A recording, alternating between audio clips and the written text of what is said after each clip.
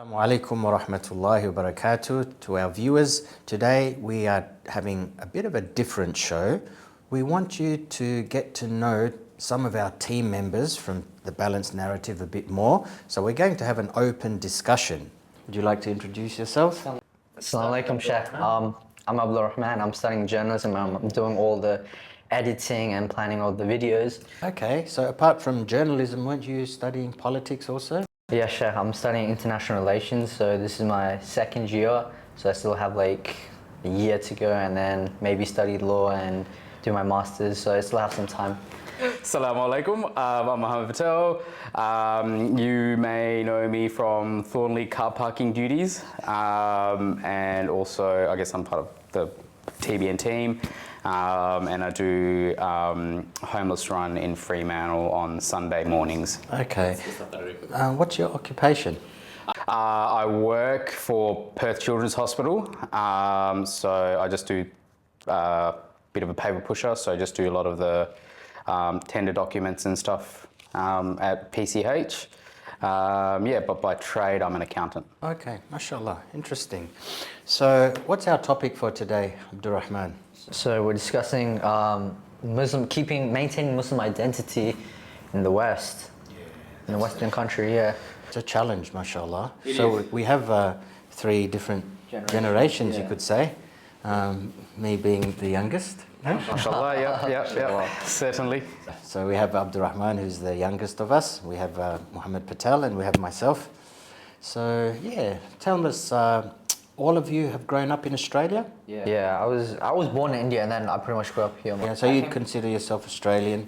Yeah, by nationality. Yep. Yeah, but you know, obviously ethnicity and blood, I'm Indian. Yeah. What part of India are you from? South Indian, so I'm Tamil. Yeah, okay. Let's not make this an Indian thing, by the way. Yeah. You can't get away from us, there's like 2 billion. I was born in Zambia. I came here when I was 8/9 years old, which was 96. Basically grown up here since then. I guess, I mean, I am Aussie, but by ethnicity, I'm Gujarati. Yeah, how about yourself, Sheikh? Oh, I'm from Singapore originally. Yeah. I came here at the age of 4. Yeah. And I done all my primary school and high school here in Australia. Yeah. So I think that's one thing we have all in common, that we all have been here. We're not recent migrants. You see a lot of people that have come recently. They have a different mentality, a different thought process, because they come from a different culture. Whereas us, although we do have our respective cultures from our home countries, but I think we are very much influenced by the Australian context. In that sense, we grew up here. Our thought process, our way of thinking, you know, what we find funny and humorous. So, mashallah, Mohammed, you would have experienced a lot of changes in Australia with how it was back in the day, say 10 to 20 years ago, and how it is now. You've lived through 9/11. Where are you when that happened? Yeah, where were you? Oh man, I remember this. It's like the most Aussie story. But I remember I was swapping between Road Live and ABC. There's like another show on ABC that I like to watch as well. So I was just flicking between channels, and then the news came on ABC, and I was like, oh, this change it back to Road Live. And then watched Road Live, and then that changed as well to the news. And then it was like 9:30 at night, and my mom was like, go to sleep, you got school tomorrow. So I switched off the TV, went to sleep, woke up in the morning, and I wanted to watch Cheese TV again, and then switched it on, and there's just news. Every channel I changed to, it was news. And then my mom was like, switch the TV off, like get ready for school, you're gonna be late. And I was like, Mom, I think something's happened. I don't know what's happened, but something big has happened. She's like, just switch off the TV and go to school. I got to school, and then they were like, did you watch the news? And I was like, no, what happened? And they were like, man, someone's like crashed some planes into the Twin Towers. And I was like, what? I didn't really have much of a clue. And then everyone, teachers, the kids at school, everyone was talking about 9/11 and like how just crazy it was. And so I didn't like watch it, but then like obviously you get home and you're like, oh my God, then you watch the news that night and you're like, yeah, 9/11 happened, the towers have fallen, this is crazy. Yeah. So when did you start to feel a negative impact for Muslims as a result of 9/11? Negative at the start, but then you saw it start to become more and more and more and more negative. Yeah. I think it came to a stage where anti-Muslim rhetoric became normalized. Islamophobia became normalized. Yeah. I remember we had like a debate in, it was like social studies or SNE, whatever it's called, society and environment. And they were talking about 9/11 and like what caused it and what should we do. And like the two of the guys who were like they were just like, jocks. They were like, so I was on the like, they were on one side and I was on the other. And they were like, yeah, we should send Muhammad and people like Muhammad, we should just put them in Christmas Island. Oh. And I was just like, oh, that's not a solution. Like no one's actually like tackling the issue here. This was at school, was it? That was at school. Like a debate in class sanctioned by the school, sanctioned by the teacher. A suggestion was that you and people like you should be incarcerated in Christmas Island. That's open racism. Yeah. I don't blame them, to be honest, because they were just like 14, 15-year-old kids, right?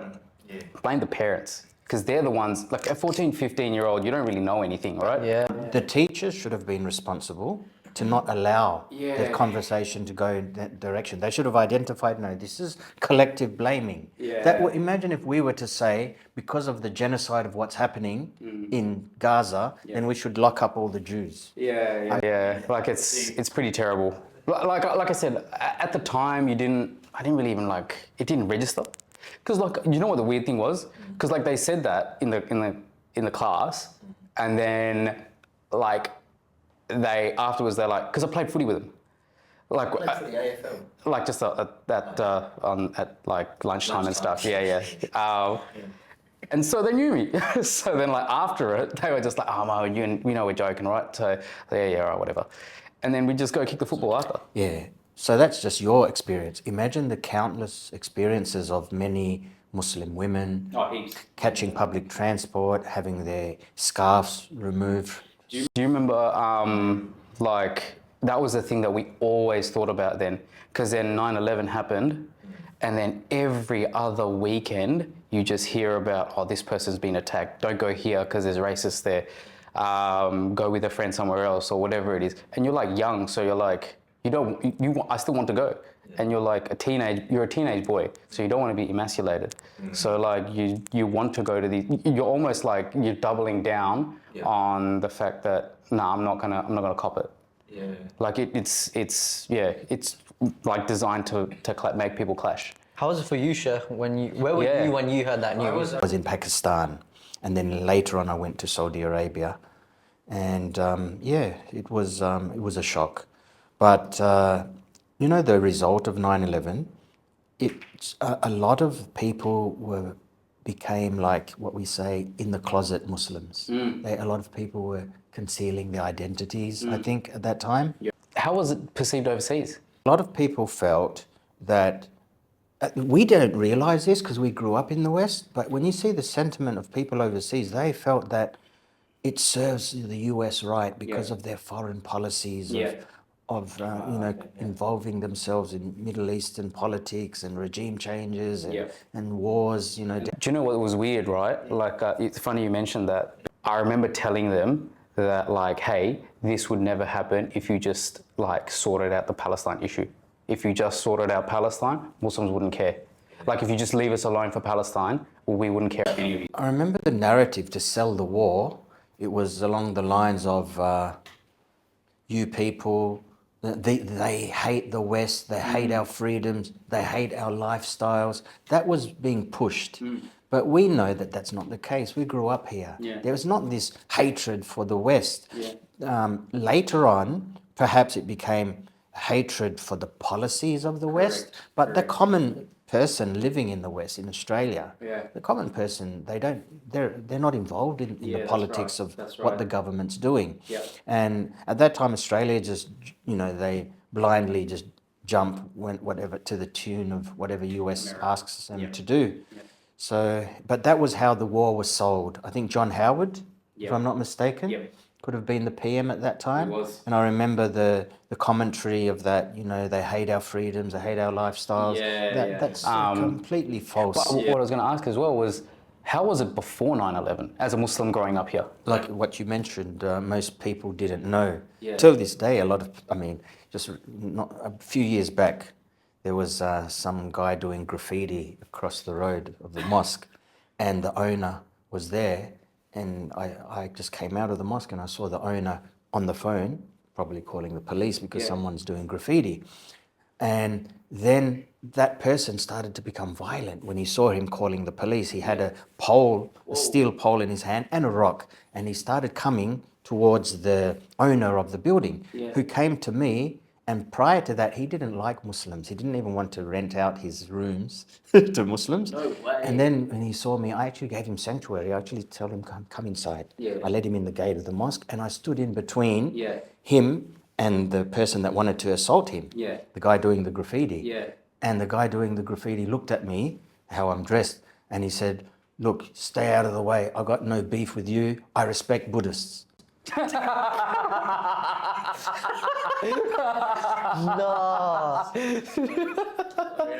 That's how people were prior to 9/11, but this happened after 9/11, you know. Now, because that owner respects me. Every time he sees me, we have a good chat. We sit down, and he comes to the mosque. And since then, there's many Muslims residing in that in his housing. Yeah. Amazing how that little change can make such a massive difference. That's the thing, I think, to change perception is a challenge, because that right-wing media machine is still at it. Absolutely. And when we say right wing, we don't have an issue with the right or the left. We are aloof from both. There are many issues as Muslims, we overlap with the left in some issues, we overlap with the right. So we neither belong here nor there. So, what about you, Abdul? How was it like growing up without like any reference point for like 9/11 and everything like that? I mean, it was good that obviously, you know, no such of those events happened when I was growing up. But then it's like, there was also no, you know, Islamic image that people were following. So I went to a public school, right? And it was like me, the naughtiest kid happened to be Muslim, right? Very immature. And then I was like in the middle, just like doing my own thing. Then you have like the popular kid who was Muslim, and it was like, you know, it's great, you know, you have the popular kid as Muslim, right? And you know, you're in school and you have social hierarchies. So the popular kids, obviously, you know, everyone knows them, they'll follow them. And he had the chance to, I guess, really represent what Islam is, you know? Everyone's listening to you, everyone likes you. But unfortunately, obviously I'm not going to mention names, he just couldn't really capitalize on that and really show what Islam is meant to be. And, you know, obviously I was just in the middle. And then the lowest dude was, the most immature dude was a Muslim. So they would see the two ends, right? But they wouldn't see me. And then it's just like, oh man, this isn't making a great image of what Islam is. And then there was a brother who came from an Islamic school. And then, you know, my thinking is like, oh, I have a brother who's from Islamic school. This is going to be amazing. And just because people go to Islamic schools, it doesn't mean they're going to be more pious or more smarter than you. And maybe even my dad's generation was probably subjected to like just so much anti-Muslim propaganda. Maybe like just that's why, my level of generation, brainwashing and like hatred that's probably just like second to none. Like we're more Aussie than our parents. Like you're not going to tell us that, you're not going to get somebody that's going to be coming off the street and like telling, well, you may get somebody to tell me to go back home, but you can just like, you just arc straight back up at it. You're not going to cop that crap from them. Absolutely. You mean when someone tells you to go back home? I don't feel more comfortable in another country. Exactly. Same. Okay. You know that we had one indigenous brother accept Islam. His name's Wasim. He passed away. I remember him. One time we were walking on public street, and he was wearing a jubba, and so all of us are wearing the Islamic garb. And someone turns around and yells out, "Go back to your own country." He goes, "This is my bloody country." You know? I mean, And I think a lot of like maybe European Australians, they think that they have more of a right to this country than any other ethnicity. and they project that onto everybody else. Whereas we're just going, hang on, man, we're like, we immigrated here just the same as you guys. Many Australians are very good people. Yeah, no doubt. This is just the extremists. Yeah. We need to break down that stereotypical image that media has implanted in them. And once they have, experiences with Muslims, interactions with us, they'll see the good side of that. Oh, he's a nice guy. And I think that's what we were saying, like, circling back to what we were saying at the start, that we are modern day Australia. Like, you can't go to a footy club, soccer club, cricket club, whatever, boxing gym, wrestling gym, whatever, every section and strata of society, there will be Muslim representation. Yeah. There's just so many of us. Yeah, exactly. In the Australian cricket team, who just made a double century? Exactly. Usman Khawaja. Yeah. If you go to AFL, you have Bashar Hooli. He's retired now, but he's a practicing Muslim. I think it's maybe the fear part of it comes from an insecurity that other immigrants will do to them what they did to the indigenous population, and it's just unfounded, right? Like, I think, Like, do you know what I'm saying? It's an insecurity coming from that, but it's not. It's totally unfounded. To have a harmonious society, when you're going to have clear differences, I mean, we are not going to budge on certain. And they're not gonna buy into our beliefs and values. I think I don't think. You can have a difference of opinion and different ideas. It's Different lifestyle. Yeah, different lifestyles as well. You learn to appreciate one another. With one Another. Like, it's not even. Like, we still got to go to work the next day. Yeah, exactly. You still got to go do your shopping and whatnot. Were you going to fight everyone all the time? Like, but to be honest, right, living in a Western country, you're not really disadvantaged to practice your religion. Like, as a Muslim, we can do anything. We can, pray, we can fast. Correct. So what's really stopping us it's from practicing our religion? Yeah, it's pretty. Yeah, I think there's certain liberties that we get in the West that probably, like, you don't even get in certain Muslim countries. But that's their narrative. They often say, oh, you wouldn't be able to do this in your own country. Oh, I'm from Singapore, I can do that. Indonesians can do that. Malaysians can do that. The majority of the Muslim world is not just in the Middle East. Yeah, fair enough. No doubt we have these freedoms in the West, religious freedoms, but we also have them in many Muslim countries, apart from a few Middle Eastern countries.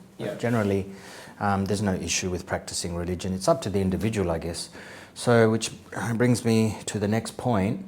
How have you managed to hold on to your religious practices living in the West, living in Australia?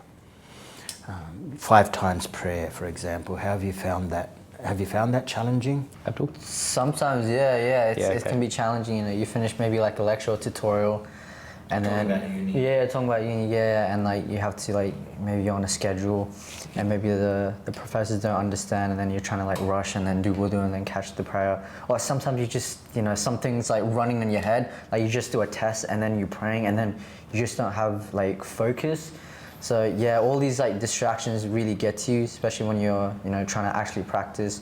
But that's, like, for everyone. Everyone has their issues. So You have a prayer window, a time. Like Zohar, you'll have a few hours. So surely you could arrange that during your break. Yeah. Some days you can. Some days it's not every day the same. Like, some days the lectures might go longer, and then maybe it's going on during, like, a prayer time. So you have to go yourself and pray all by yourself. The point to be made is that there are ways for us to facilitate our prayer, whether it's during our lunch break, whether it's after work. But I think there's no excuse not to hold on to your 5 times prayer.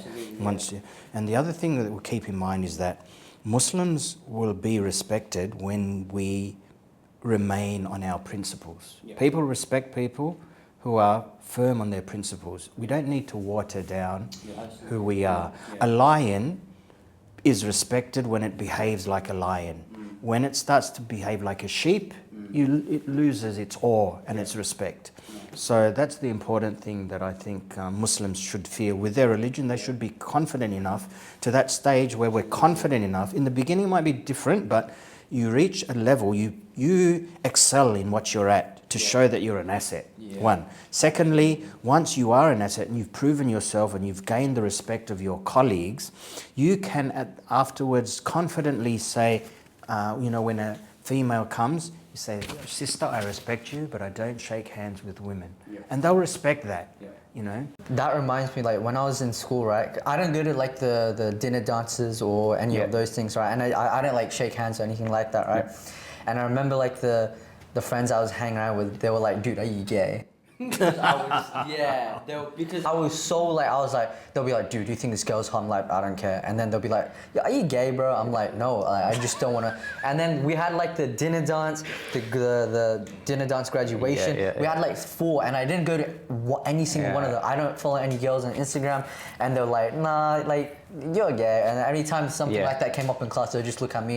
And then, like, obviously I wasn't, right? I'm not. And it's very reassuring. and it's like, I think one of my early du'as when I started practicing religion as a young teenager was, oh Allah, give me friends that will help me practice Islam. And that's the key. That's a dua I've been making, right? And then the thing is, I haven't made connections with people my age, but I've gotten people older. So everyone sitting in this room are a lot older than me, and I actually like that because I have more to gain, and you know, your maturity increases. So I think if I had friends my age, I think I would just get a bit watered down. Like, I think the best place to find inspiration is the mosque. Absolutely, I mean, because when you have a connection with the mosque, you have connection with people who are praying. Quran tells us, you know, to keep in the company of these people. Yeah, that's the thing that kept me, probably kept my Islamic identity most center. Like Thorny Masjid. So it's been a good experience. I mean, it's been a productive talk today. Inshallah, we'll wrap it up. So thanks for joining us for another episode of TBN. We hope to see you again soon. Don't forget to subscribe, like and share our videos to support independent Islamic media. Until next time, Assalamu alaikum wa rahmatullahi wa barakatuh. Assalamu alaikum wa barakatuh.